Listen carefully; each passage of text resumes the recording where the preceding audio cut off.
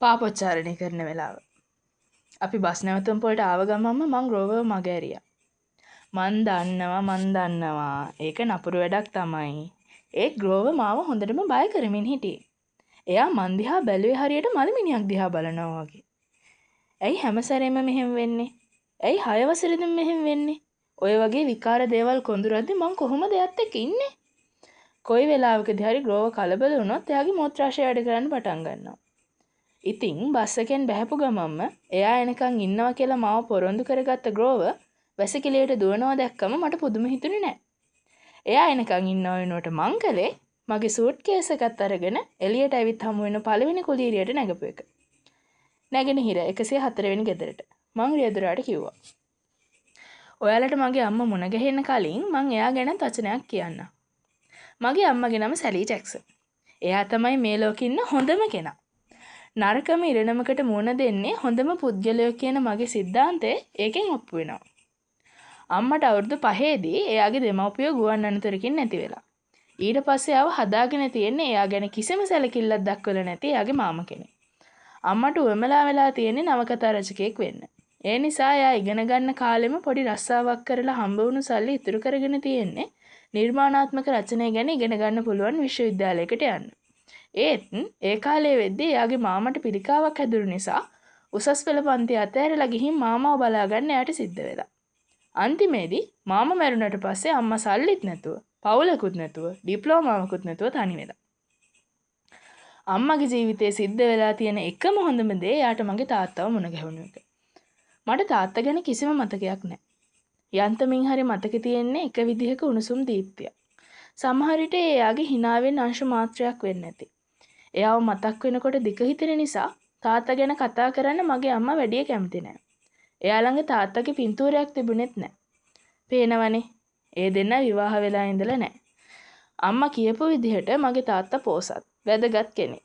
දවසක් තාත්තා මොකද්ද වැදගත් ගමනක් යන්න ඇට්ලාන්ටික් සාගරය හරහා යාත්‍රා කරාලු. ඒත් එයා කවදාවත් ආපහු ඇවිල්ලා නැහැ. එයා මොහොතේ අතරමං වෙලා. අම්මා කියන්නේ එහෙමයි. මැරිලා නැහැ. අතරමං වෙලා විතරයි. අම්මා එක එක විදිහේ රස්සාවල් කරලා ඩිප්ලෝමාව ගන්න රාත්‍රී පන්ති වලට ගිහින් ඉගෙන ගන්න ගමන් මාවත් ඇතිදැඩි කළා. ඒ වුණාට එයා කිසිම දවසක ඒ ගැන අවලාද නැගුවේවත්, කේන්ති ගත්තේවත් නැහැ. එකම සැරයක්වත් නැහැ. ඒත් මම දන්නවා මං එයාට ලේසි පහසු දරුවෙක් උනේ නැහැ. අන්තිමේදී අම්මගේ බග්ලියානෝ එක විවාහ වුණා. අපි මුලින්ම මුණ ගැහිලා තප්පර 30ක් විතර යනකම් හොඳට හැසිරුණු ගේ ඊට පස්සේ එයාගේ නියම ස්වරූපය පෙන්වන්න පටන් ගත්තා. මම පොඩි කාලේ එයාට ගඳ ගහන ගේබ් කියලා නමක් දාලායි තිබුණේ. මට සමා වෙන්න මෙහෙම කියනවට. ඒත් ඒක තමයි ඇත්ත. ඒ මිනිස්සයා කුණු වෙච්ච සුදු ලුණු ගෙඩියක් වගේ ගඳ ගැහුවා. අපි දෙන්න නිසා එයාගේ ජීවිතේ තවත් දුෂ්කර වුණා. ගඳ ගහන ගේබ් අම්මට සලකපු විදිහ, එතකොට එයයි මමයි එකතැන ඉන්නකොට හැසිරෙන විදිහ හොඳයි. මම ගෙදර ගියාට පස්සේ සිද්ධ වුණ දේ එකට හොඳ උදාහරණයක් වේවි. මම අපේ පුංචි ගෙදර ඇතුළට ගියේ අම්මා වැඩ ඉවර වෙලා ගෙදර ඇවිත් කියලා හිතාගෙනයි. ඒ වෙනුවට මං දැක්කේ ගඳ ගහන ගේබ් එයාගේ යාළුවෝ එක්ක සාලෙට වෙලා කාඩ් සෙල්ලම් කරන ආකාරය. රූපවාහිනිය මහ සද්දෙට දාලා තිබුණා. බැදපු අලපෙති සහ හිස් බීරටින් බුමුතුරන පුරාම විසිරිලා. එහෙනම් වා ගෙදර ආවා. මං දිහාවට යන්තමින් බැල්මක් හෙලා යා ඇහුවේ සිගරට්ටුවත් කටේ රැඳවගෙනමයි. අම්මා කොහෙද? වැඩ. එයා කිව්වා. ඔයාලගේ සල්ලි එහෙම නැද්ද? ඔන්න ඔහොම තමයි එයාගේ හැටි. ආපහු ගෙදර ආවට සතුටින් පිළිගැනීමක් නැහැ. ඔයාව දකින්න ලැබුණට සතුටුයි. පහුගිය මාස 6 හොඳින් හිටියද? ඔය මුකුත්ම නැහැ. ගේබ් හිටියටත් වඩා මහත් වෙලා. දැන් එයාගේ පෙනුම තල් මහෙක් වගේ. එයාගේ ඔළුවටම තිබුණේ ගෙස්ගස් 3ක් විතර.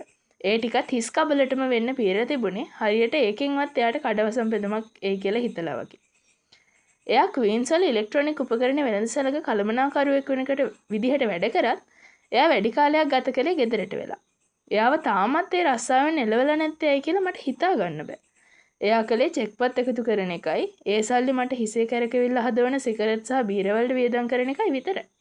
කොයිම වෙලාවකදී වුණත් මම ගෙදරට ආවොත් එයා බලාපොරොත්තු වෙන්නේ එයාගේ සූදුසු එළම් වලට වියදම් කරන්න මගෙන් සල්ලි ගන්නයි. එයා ඒකට කිව්වේ කොල්ලන්ගේ රහස් කියලා. බැරි වෙලාවත් මං ඒ ගැන අම්මට කිව්වොත් එයා මට සිහිය නැති වෙන කල්ම ගහයි. මගේ ළඟ ඇති සල්ලියක් නැහැ. මං එයාට කිව්වා. එයා හිබෙන් මෙසෙව්වා.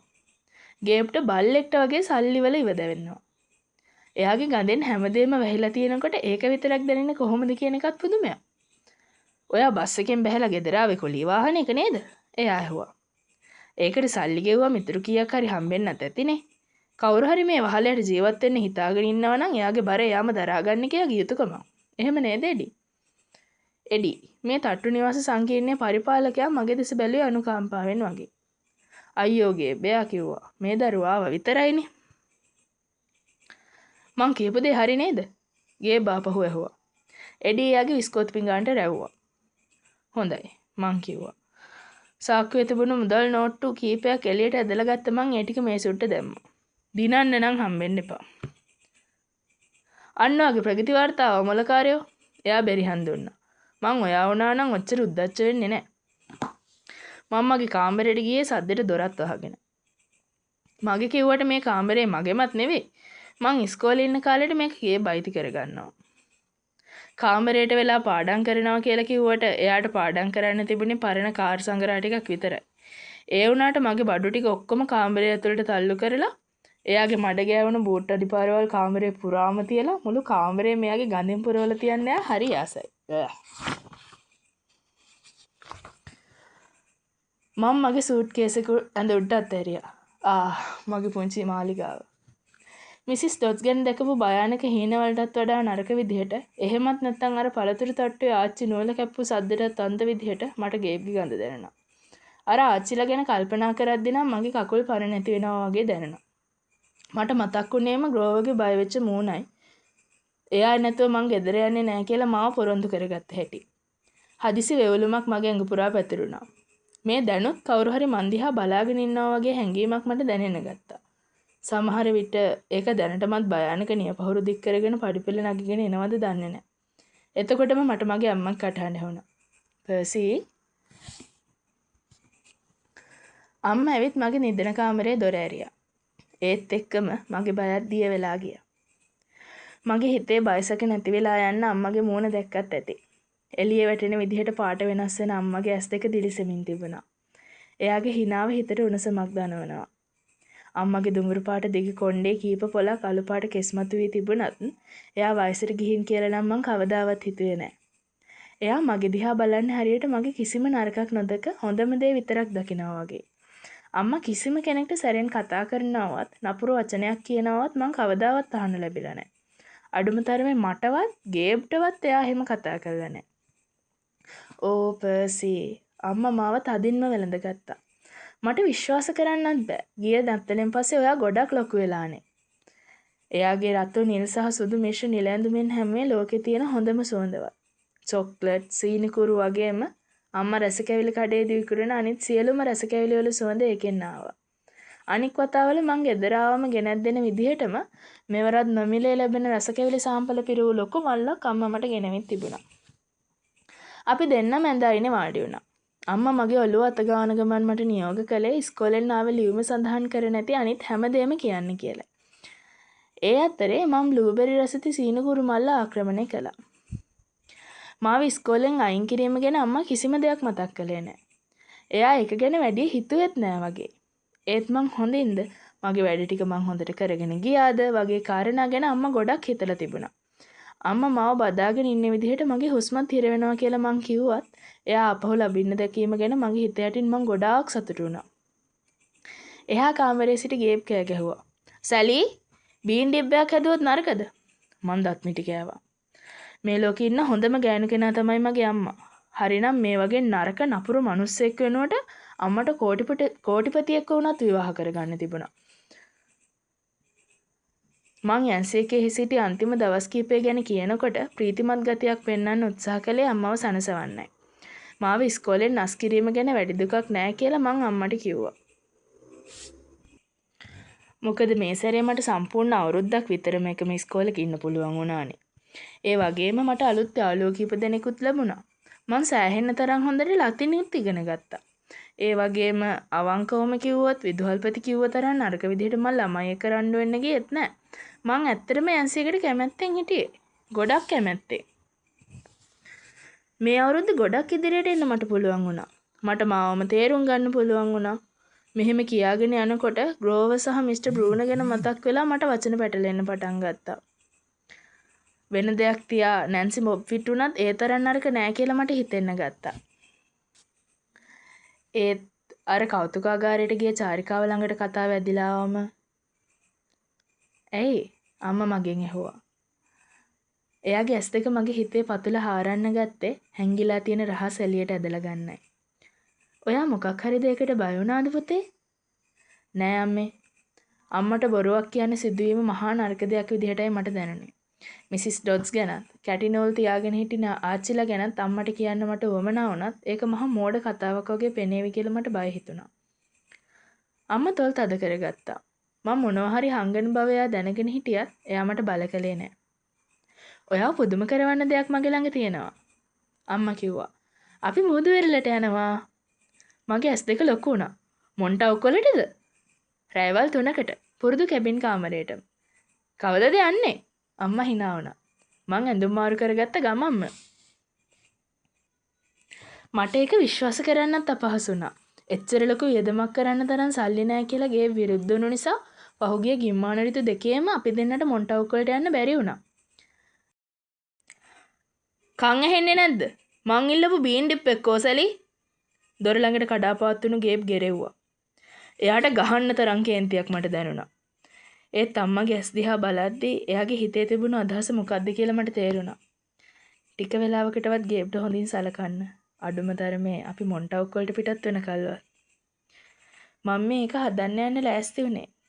එයා ගේබ්ට කිව්වා. අපි කතා කර කර හිටියේ අපේ ගමන ගැන. ගේබ්ගේ ඇස් දෙක පුංචි වුණා. ගමන? ඔයා කියන්නේ ඔයා ඇත්තට මෙහෙ යනවා කියලාද? මං ඔක කලින්ම දැනන් හිටියා. මං කෙඳුරුවා. එයා අපිට යන්න දෙන්නේ නැහැ. එයා අනිවාර්යෙන්ම යන්න දේවි. ඒත් එක්කම අම්මා කිව්වා.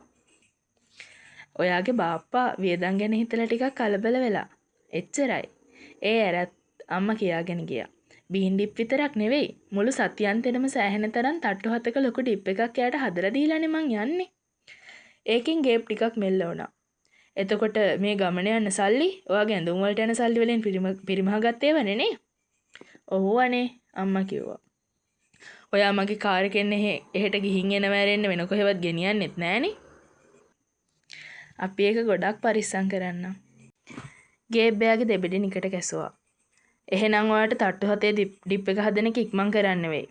ඒ වගේම මගේ කාඩ් සෙල්ලමට බාධා කරාට මේ කොල්ලා මගෙන් සමාව ගන්නත් වෙයි. සතියක් විතර කෙඳිරි ගන්නත් දෙකක් දෙන්න වෙයි. මං එහෙම හිතුවත් එයාව කේන්ති ගස්සන්න එපා කියලා අම්මගේ ඇස් දෙක මට අනතුරුවෙන් ගෙව්වා. අම්මා මොකටද මේ මිනිස්සයාට ඕන විදිහට වැඩ කරන්නේ? මට කෑ ගහන්න ඕමනා වුණා. මේ මිනිස්සයා හිතෙන දේවල් ගැන ඇයි අම්මා ඔච්චර හිතන්නේ? මට සමා වෙන්න. මම මිමුණුවා. මට සමා වෙන්න ඔයාගේ අතිශයින්ම වැදගත් කාඩ් සෙල්ලමට බාධා කෙරුවට. දැන් කරුණා කරලා ආපහු එකට යන්න. ගේබ් ගෑස් දෙක හීනි වුණා. එයාගේ චූටි මුල උත්සාහ කරන්නේ නැත්තේ මං කියපු දේ ඇතුලේ ඇනුම් පදයක් තිබුණාද කියලා හොයාගන්න. හොඳයි ඕන එකක්. එයා තීරණය කළා. එයා ආපහු එයාගේ සෙල්ලම් පටන් ගන්න ගියා. ස්තුතියි පර්සි. මගේ අම්මා කිව්වා. අපි මොන්ටවුක් වලට ගියාට පස්සේ ඔයාට කියන්න අමතකුණු දේවල් ගැන වැඩි දින කතා කරමුකෝ. හොඳද? එක මොහොතකට සාංකාවක් එහෙමත් නැත්නම් අවුල් සහගත බවක් අම්මගේ ඇස්වල දිස්සුණා. හරියට බස් ගමන පුරාවට මට ග්‍රෝවර්ගේ ඇස් දෙකෙන් දකින්න ලැබුණු බය වගේ දෙයක්. කාමරයේ තිබුණු අසාමාන්‍ය සීතල අම්මටත් දැනලාද කියලා මට හිතුණා. ඒත් ඊට පස්සේ අම්මගේ පුරුදු හිනාව ආයෙමත් මතුවුණා.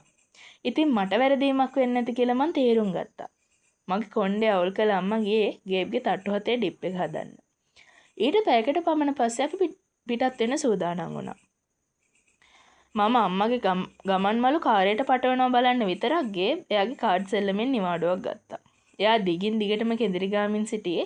එයාට අම්මා උයලා දෙන කෑමයි ඊටත් වඩා වැදගත් දේ. එයාගේ කාර් එකයි මේ සතියන්තයට නැතිවීම ගැනයි.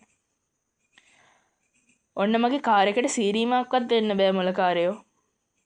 මම අන්තිම ගමන් මල්ලත් පටවන විට අනතුරුවෙන් ගෙව්වා. පොඩි සීරීමක්වත් වෙන්න බෑ. හරියට මට කාර්යය එලවන්න දෙනවා වගේ. මට තාම 12යි. ඒත් ඒක ගේබ්ට ප්‍රශ්නයක් වුණේ නැහැ.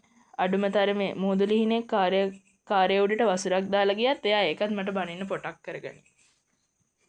එයා අපහු ගොඩනැගිල්ල පැත්තට හෙමින් යනවා. මං බලාගෙන ඉන්නකොට මට දැනුණු තද කේන්තියක් නිසාම මං තේරුම් ගන්න අමාරු දෙයක් කළා. ගේබ් දොර ළඟට කිට්ටු වෙද්දිම වගේ බසේදී ග්‍රෝවල් කර ආකාරයේ අභිනයක් මං අතෙන් කරා. ඇඟිලි විහිදා නිය උල් කරගෙන පපුව පහුරු ගැවමන් ඊට පස්සේ ගේබ් දෙසට අත දික් කරලා තල්ලු කිරීමක් වගේ දෙයක් කරා. ඒත් එක්කම දොර කොයිතරම් තදින් වැසුණාද කියනවනම් ඒ දොර ගේබ්ගේ පිටුපස වැදුණු වේගයට එයා විසි වෙලා ගිහින් පඩිපෙළ උඩට වැටුනේ එයාව කාලතුවක්කුවකින් විද්ද වගේ. සමහර විට එයා හුළඟ නිසා සිද්ධ වුණ දෙයක් වෙන්න ඇති. එහෙමත් නැත්නම් දොරේ සරණේරු වලට මොනවා හරි වෙලා තියෙන්න ඇති. කොහොම වුණත් ඒ ගැන සොයා බලන්න මං එතන රැඳුනේ නැහැ. කාර්යයට ගොඩ වුණු මම අම්මටත් ඇතුළට නගින්න කිව්වා. අපි කුලියට ගත්ත කැබින් කාමරය තිබුණේ දකුණු වෙරළේ. ලොන් අයිලන්ඩ් වලට සමීපේ. ඒ පාට මැකී ගිය තිර රෙදි දෙමු වැලි අතරේ බාගෙට ගිලුණු පාටකූරු පෙට්ටියක් වගේ පොඩි කාමරයක්. ඒ කාමරයේ කැබිනට් ඇතුලේ මකුලුවොත් අනිත් තැන්වල වැලිත් පිරී තිබුණා. බොහෝ වෙලාවට ඒ අවට මූද පීනන්න බැරි තරම් සීතල වුණා. ඒ තැනට මං ගොඩාක් ආදරය කළා. මං චූටි බබෙක් කාලේ ඉඳලම අපි හෙට යන්න පුරුදු වෙලා හිටියා. මගේ අම්මා ඊටත් කලින් ඉඳලා එතනට ගියාලු. අම්මා කවදාවත්ම නොකියවත් ඒ වෙරළ අම්මට විශේෂ තැනක් වෙච්ච හේතුව මං දැනගෙන හිටියා. අම්මට මගේ තාත්තාව මුණ ගැහිලා තිබුණේ වෙරළෙදි. අපි මොන්ටාවුක් වලට කිට්ටු වෙද්දී අම්මා වයසෙන් තරුණ වෙනවා වගේ මට පෙනුනේ. අවුරුදු ගණනාවක දුක් වේදනා සහ වැඩවලින් හෙම්බත් වුණු ලකුණු එයාගේ මූණෙන් මැකී ගියා. අම්මගේ ඇස් දෙක මුහුද වගේ නිල් පාටින් දිලිසෙන්න ගත්තා. ඉර බහින වෙලාව වෙද්දී කැබින් කාමරයට ගිය අපි ජනෙල් ඇර දමා සුපුරුදු පිරිසිදු කිරීම කළා.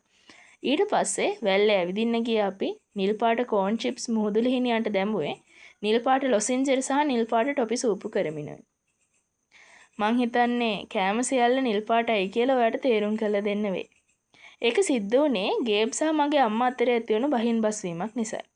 එහෙම දේවල් ඇත්තටම නෑ කියලා ගේබ් අම්මට කියා තිබුණා. ඒක හරි පොඩි සිදුවීමක් තමයි. ඒත් එදා ඉඳන් අම්මා නිල් පාට කෑම ಜಾති හදන්න ගත්තා. එයා උපන්දින කේක් ගෙඩි නිල් පාටට හැදුවා. බ්ලූබෙරි බීම හැදුවා. ඒ වගේම ගෙදරට ගෙන රස කැවිලි සියල්ලම නිල් පාටින් තෝරලා ගේන්නත් වගබලා ගත්තා. අම්මා මෙහෙම කිරීමෙනුයි එයා විවාහ වුණාට පසු මිසිස් අග්ලියානෝ කියලා නම වෙනස් නොකර විවාහයට පෙර නම වුණු සැලී ජැක්සන් යන්නම පාවිච්චි කිරීමෙනුයි එයා ගේබ්ට යටත් වෙලා ඉන්න අකමැති විප්ලවකාරී අදහස් ඇති කෙනෙක් බව ඔප්පු වෙනවා. හරියට මං වගේ. කළුවර වැටෙද්දි ගිනිමලයක් දැන්නෝ අපි එයින් හොට් ඩොග් සහ මාෂ්මෙලෝස් බැදගත්තා. අම්මගේ දෙමව්පියෝ ගුවන්විදුලිකින් මිය යාමට කලින් කාලය ගැන කතා අම්මා මට කිව්වා.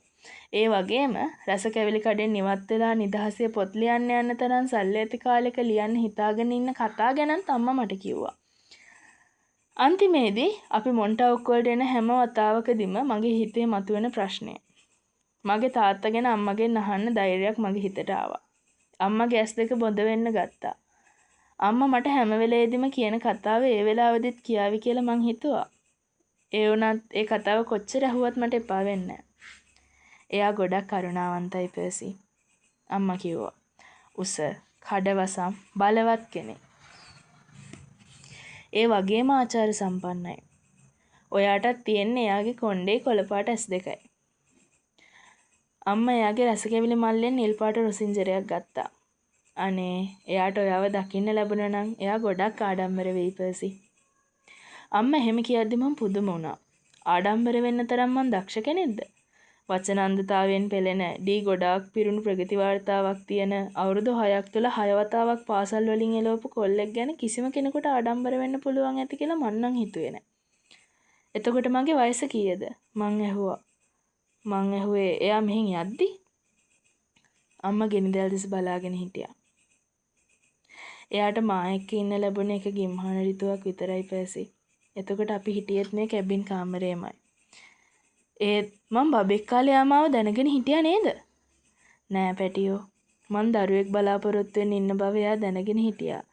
ඒත් එයාට ඔයාව දකින්න ලැබුණේ නෑ. ඔයා ඉපදෙන්න කලින් එයාට යන්න සිද්ධ වුණා. අම්මා කියපු දේත් සමග මගේ මතකයේ තිබුණු කාරණයක් එකට ගලපන්න මං උත්සාහ කළා. මගේ තාත්තගේ හිනාව මට දැනුණා වගේ මතකයේ උණුසුම් දීප්තිය. මං හැම වෙලේම හිතුවේ මං අතදරුවෙක් කාලේ තාත්තා මාව දැකලා ඇති කියලා. අම්මා කවදාවත් ඒ ගැන හරියට නොකිව්වොත් මට එහෙම විශ්වාසයක් තිබුණා. ඒත් දැන් අම්මා මෙහෙම කියද්දි මට මගේ තාත්තා ගැන තරහක් දැනුණා. සමහර විට මගේ මෝඩකම නිසා වෙන්නේ නැති. ඒ වුණත් මගේ අම්මා විවාහ කරගන්නේ නැතුව එයා අර මුහුදු ගමන යාම ගැන මට කේන්තියක් දැනුණා. එයා අපිව දාලා ගිය නිසා දැන් අපිට ගඳ ගහන ගේබ් එක ජීවත් වෙන්න සිද්ධ වෙලා. අම්මා ආයමත් මාව පිටතැනකට යවනවද? මං එයාගෙන් ඇහුවා. මාව ආයමත් බෝඩින් ඉස්කෝලේකට යවනවද? අම්මා මාෂ්මෙලෝවක් ගින්නෙන් ඇදලා ගත්තා. මං දන්නේ නෑ පැටියෝ. එයාගේ කටහඬ බර වුණා. මං හිතන්නේ අපිට මොකක් හරි කරන්න සිද්ධ වෙයි. ඇයිවා කැමති නැද්ද මං ඔයාගේ ළඟ ඉන්නවට? ඒ වචන පිටවනවත් එක්කම එහෙම ඇසීම ගැන මට පසුතැවිල්ලක් දැනුණා. මගේ අම්මගේ ඇස් දෙකේ කඳුළු පිරුණා. එයා මගේ අත අරන් තදින් මිරිකුවා. අනේ පර්සි, නෑ මට එහෙම කරන්න වෙනවා. මං ඔයාව පිට යවන්නේ ඔයාගේ හොඳටයි. අම්මා එහෙම කියද්දි මට මතක් වුණේ මිස්ටර් බෲනව. එයා කිව්වේ යැන්සිගෙන් යෑමෙන් මට වෙන්නේ හොඳක් කියලානේ. ඒ මං සාමාන්‍ය ළමෙක් නෙවෙයි නිසා මං කිව්වා. ඔයා එහෙම කියන්නේ එක නරක දෙයක් වගේනේ පර්සි. ඔයා කොච්චර වැදගත් කෙනෙක්ද කියලා ඔයා තාම තේරුම් අරගෙනත් නැහැ. මං හිතුවේ යැන්සි විද්‍යාලයට තියෙන දුර ප්‍රමාණවත් වෙයි කියලා. අන්තිමේදී එතනවත් ඔයාලට පරිස්සමෙන් ඉන්න පුළුවන් කියලායි මං හිතුවේ. පරිස්සම් වෙන්නේ මොකෙන්ද? අම්මා මගේ ඇස් දෙක දිහා බැලුවා. ඒ බැල්ම දිගේ මතකයන් ධාරාවක් මගේ හිතට ආවා. මේ තරම් කාලයකට මට මුණ දෙන්න සිදුවුණු සියලුම ආකාරයේ අద్భుත සිදුවීම් වගේම මං අමතක කරන්න උත්සාහ කළ බිහිසුණු සිදුවීම් සියල්ලම මට මතක් වුණා. මං 3 වසරේ ඉන්න කාලේ දවසක් කළු කබායක් ඇඳගත්ත මිනිස්සෙක් මාව ක්‍රීඩා පිටියේදී අල්ලගත්තා. පොලිසියට කතා කරනවා කියලා ගුරුවරු තර්ජනය කරාම ඒ මිනිස්සයා ගොරවිමින් යන්න ගියා. ඒත් එයා දමාගෙන හිටි පුල්ලි වාටියක් සහිත තොප්පියට යටින් ඒ මිනිස්සයාගේ නල්ල මැදට වෙන්න එක හැක් විතරක් තිබුණ බව මං කියද්දි කවුරුත් මාව විශ්වාස කළේ නැහැ. ඊටත් කලින් සිදුවුණු ගොඩක් පරණ සිදුවීමකුත් මගේ මතකයට ආවා. මම පෙර පාසලේ ඉන්න කාලේ කෙටි නිින්දක් ගන්න කියලා ගුරුතුමිය මාව තියපු තොටිල්ල ඇතුළට සර්පයෙක් ඇවිත් තිබුණා.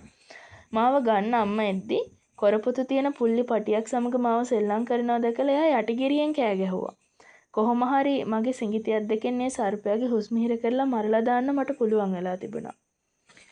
හැම පාසලකදීම ඇඟ හිරිවට්ටන ආකාරයේ අනාරක්ෂිත සිදුවීමක් සිදු වුණු නිසා මට තනින් තැනට මාරු වෙන්න සිද්ධ වෙලා තිබුණා.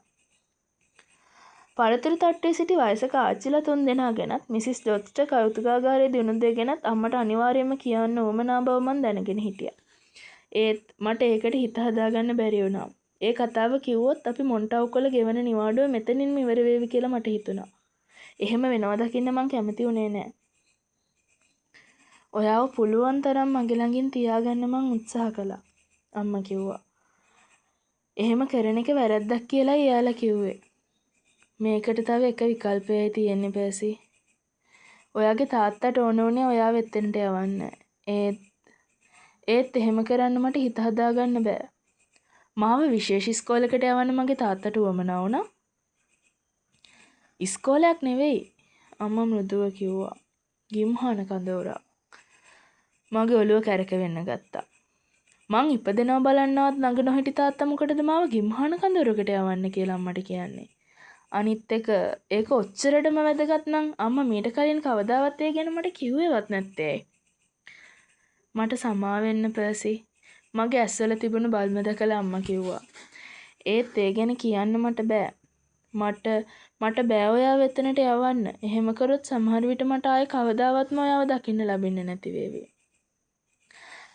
කවදාවත් දකින්න ලැබෙන්නේ නැහැ. ඒක ගිම්හාන කඳවුරක් නම් එයා ගිනිමැලේ දෙහෙට හැරුණා. මං වැඩිදුර ප්‍රශ්න ඇහුවොත් අම්මා අඬන්න ගනීවි කියලා එයාගේ මූණේ තිබුණු පෙනීමෙන්ම මං තේරුම් ගත්තා. එදා රෑ මං අමුතුම හීනයක් දැක්කා. වෙරළේ කුණාටුවක් පැතිරෙමින් තිබුණා. මුහුදු රළ වදින සීමාවේ හරිම ලස්සන සතුන් දෙදෙනෙක්. ඒ කියන්නේ සුදුම සුදු අශ්වයෙක් සහ රන්පාට රාජාලියෙක් එකිනෙකාව මරා ගන්න උත්සාහ කරමින් හිටියා. රාජාලියා වේගෙන් පහළට ඇවිත් අශ්වයාගේ හොම්බ පසාරු වෙන ආකාරයට නියපහුරු වලින් පහර දුන්නා.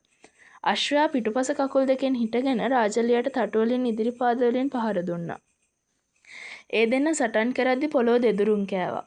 පොළොව ඇතුලේ තනකින් දුෂ්ට hina හඬක් නැගුණේ සතුන් දෙන්නව තව තවත් දරුණු ලෙස සටනට පොළඹවමින්. මං ඒ පැත්තට දුවගෙන ගියේ එයාලා එකිනෙකා මරා ගන්න කලින්නේ නතර කළ යුතු බව දැනගෙනයි. ඒත් මගේ දිවීම වේගවත් උනේ නෑ. මං ප්‍රමාද වැඩි බව මට තේරුම් ගියා. රාජලිය ඇශ්වයාගේ ඇහැ ඉලක්ක කරගෙන වේගෙන් පහළට එනවා දැකලා මං කෑ ගැහුවා. "එපා!"